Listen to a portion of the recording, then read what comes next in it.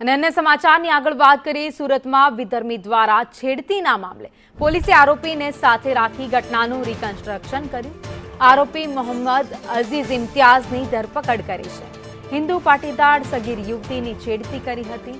જાહેરમાં છેડતી કરતા પાટીદાર સમાજમાં આક્રોશ જોવા મળી રહ્યો છે. ત્યારે આરોપીને પોલીસે ઝડપી પાડ્યો હતો અને હવે સાથે રાખી ઘટનાનું રિકન્સ્ટ્રક્શન કર્યું. વધુ અપડેટ સાથે સંવાદદાતા સુરતથી મનીષ પરમાર અમારી સાથે લાઈવ જોડાઈ ગયા છે. મનીષ, અલથાણ વિસ્તારમાં જે બનાવ સામે આવ્યો હતો ત્યારબાદ હવે ઘટનાનું રિકન્સ્ટ્રક્શન કરવામાં આવ્યું.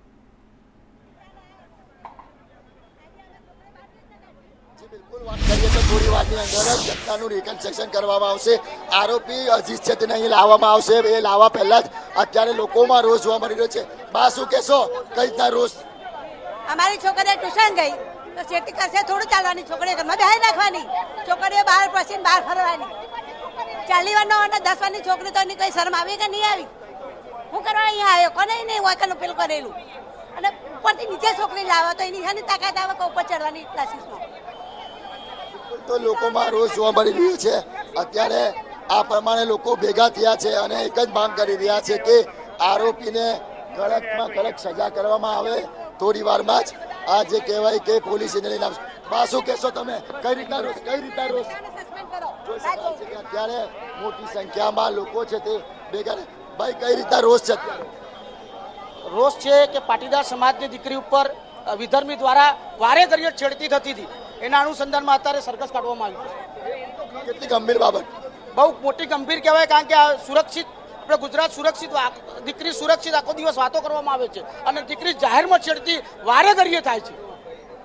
તો ગૃહમંત્રી એ જ કહેવા માંગુ છું, તમે દીકરી બચાવો આવું કહો છો તો વારે ઘડી આવી છેડતી ખુલ્લામાં કેવી રીતે આ વિધર્મી દ્વારા કરવામાં આવી?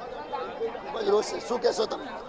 અમારી પાટીદારની દીકરી કાલે રાત્રે ટ્યુશનથી આવતી હતી અને એના ઉપર એક વિધર્મી યુવકેની છેડતી કરી અને પોલીસ સ્ટેશનમાં લગભગ 5000 હિન્દુ ભાઈઓ ભેગા થયા હતા.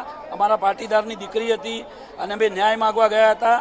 પોલીસે થોડું એમના ઉપર દમન ગુજાર્યું છે અને એનો ન્યાય માગવા અત્યારે ફરીથી ભેગા થયા છીએ. ગૃહમંત્રીને અમારી વિનંતી, આ એરિયામાં વિધર્મીઓની દુકાનો બહુ વધી ગઈ છે. આ અલથાણ એરિયામાં વિધર્મીની દુકાનો બહુ વધી ગઈ છે, તો સત્વરે એમને બંધ કરાવો અને આના અમને ન્યાય આપવા વિનંતી છે અમારી. બિલકુલ, તો ન્યાયની માંગ સાથે લોકો છે તે ભેગા થયા છે. एक काका શું કહેશો દાદા?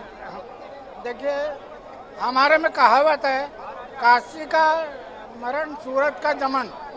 हमारे एरिया में इतनी मुसलमानों की दुकानें हो गई है, उसके कारण रोज दारूबाजी वगैरह हो रही है, रोज दंगे हो रहे हैं. सबसे पहले मुसलमानों की या दूसरी मांसाहारी की दुकानें बंद कराने चाहिए. બિલકુલ, તો લોકોમાં રોષ છે તે ભભૂકી ઉઠ્યો છે.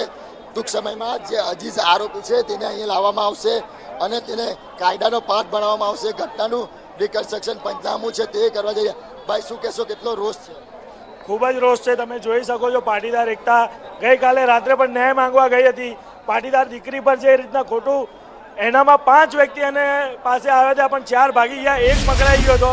આ રીતના જો ગ્રુપના ગ્રુપ આવશે તો પાટીદાર વિસ્તારના અંદર પાટીદાર દીકરીઓ કેટલી સલામત છે, સુરક્ષિત ગુજરાત કહી રહ્યા છે, તો એનું આ ઉદાહરણ છે કે કોઈ જગ્યાએ પાટીદાર વિસ્તારમાં પાટીદાર દીકરી સુરક્ષિત નથી. આ પોલીસ કર્મીઓએ ધ્યાન આપવું જોઈએ, બપોરે પેટ્રોલિંગ વધારવું જોઈએ. બિલકુલ, આપ શું કહેશો ભાઈ? બસ આ લાઠીચાર્જ ખોટો કર્યો છે. પબ્લિક ઉપર ખોટો લાઠીચાર્જ કરવામાં આવ્યો છે. લેડીઝો ઉપર ખોટી રીતના લાઠીચાર્જ કર્યો છે. બસ અમે ન્યાય માંગતા હતા. કોઈ જાતની તોડફોડ નથી કે કોઈ જાતની મગજમારી નથી, છતાંય લાઠી